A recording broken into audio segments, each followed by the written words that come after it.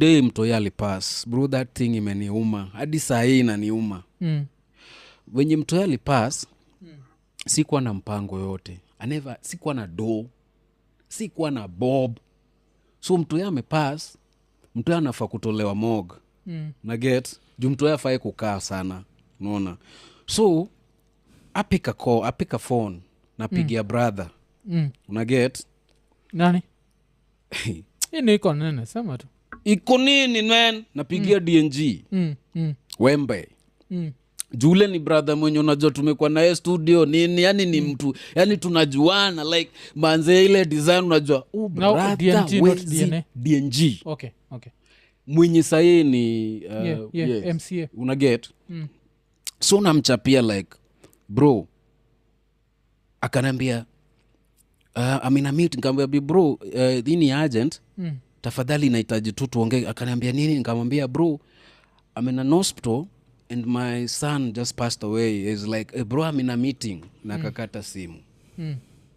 Una get? So nikabaki hapo nikiwaza what will I do? Una get? Yani you that situation sijui kuna ni get. Nilikuwa confused like to the level like unimsenajua like ni wewe manzi. Like I just told you I'm in an hospital and my son just passed away, my kid just passed away, and you're telling me you are in a meeting na unakata simu. Bro, nili feel so bad, unaget? But God ni nani man, God ni nani man, unaget? Niko home, tumetulia na wife usiku, tunawaza tutafanya nini manzi. Tuyako kwa mog, sina hata bob, hata kukula manzi, tunang'ang'ana bana. What will we do? So tumelala usiku wa manane, hata sikulala, tumerelax yani. Nasikia ting simu ting, naangalia hivi na chiki M-Pesa, naona 1000 imeingia kwa simu.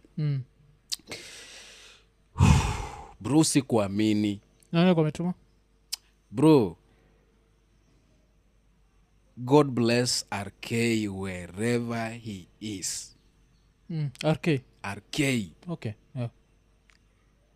Atujawai meet na RK, atujuani bro. Like I can't tell you we have any sort of relationship of anything. Ata kumit, ata we've never met. But it was like bro,